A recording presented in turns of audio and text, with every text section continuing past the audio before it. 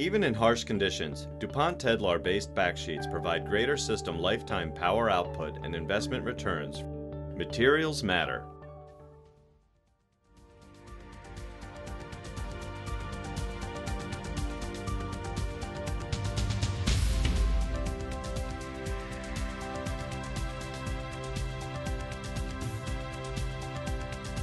Hello and welcome to this week's PV Tech Newscast. Coming up, solar trade war escalates as China launches EU probe. Algeria planned 22 gigawatts of renewable energy capacity by 2030. And First Solar and SunPower have announced their quarterly results. China has fired the latest salvo in the mounting international solar trade war by launching anti-dumping and anti-subsidy probes into solar-grade polysilicon imports from the EU. The country's Ministry of Commerce said the probe would be merged into its ongoing investigations into US and South Korean-made solar products and last for at least a year. While the Chinese Ministry of Commerce, MOFCOM, has filed a complaint with the World Trade Organization claiming European Union member states illegally subsidized PV manufacturers. In September, the EU launched an investigation into possible dumping of solar products by Chinese manufacturers, while the US International Trade Commission has upheld the higher tariffs that were announced last month by the US Commerce Department on imports of solar cells from China.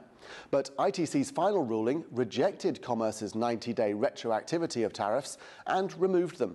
Concern remains that the world trade war could continue to escalate.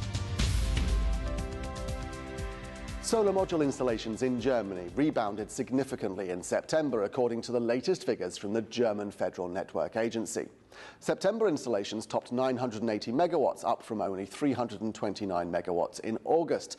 Total PV installations in the country this year have officially reached 6.22 gigawatts and a cumulative installed figure of over 31 gigawatts.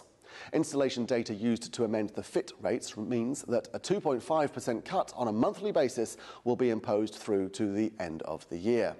While in related news, the total installed cumulative PV capacity in the Czech Republic reached 1.99 gigawatts at the end of September, according to the latest stats published by the Czech Energy Regulatory Office. Yet installation activity in recent months has been very low due to changes in tariffs and government attitudes to PV. Algerian state-owned utility Sonelgaz is planning to build 4.2 gigawatt of renewable energy capacity by 2022 in a move designed to meet future domestic demand and establish an export market for electricity.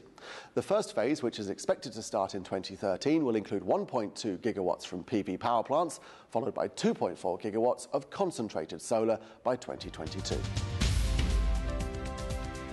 Tier 1 US-based module manufacturers First Solar and SunPower have both released third quarter results this week. Despite lower revenue of $839 million US, down from $957 million in the last quarter, First Solar said that module production increased 33% from Q2 levels, reaching 490 megawatts. A strong project pipeline meant that the company would see production capacity utilization rates reach between 90 and 95%, effectively full capacity in Q4. First Solar had utilization rates of 63% in Q2 and 83% in Q3. However, the company reiterated that its Frankfurt Oder manufacturing facility in Germany would continue production until the end of this year, when production would be permanently shut down. SunPower noted it was also experiencing a challenging competitive market in Europe and was to reevaluate its business strategy in the region after sales shrank and its European operations were loss-making in the third quarter of this year.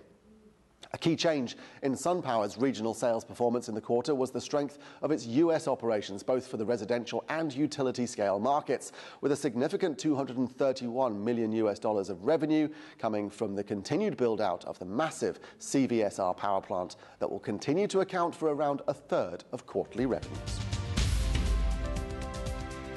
Chinese module and wafer manufacturer ReneSola has started to provide locally produced PV modules outside of China for the first time by offering India-made PV modules to the Indian market. The move could be trend-setting, as fears that the Indian or state governments could impose local content rules to protect its own module manufacturers. ReneSola said that based on the current demand of solar panels in India, it was expecting to supply around 250 megawatts of made-in-India modules to customers over the next 2 years. And finally, Obama launches his second term with a pledge to free the US from foreign oil. The re-election of President Obama in the US meant a sigh of relief for the PV industry. Speculation is mounting that he could end oil subsidies, but he'll face a fight over clean tech policies with Republicans. In his acceptance speech, Obama pledged to free ourselves from foreign oil. And in earlier speeches in the presidential race, he'd promised to end subsidies for fossil fuel companies and reduce the nation's dependence on oil.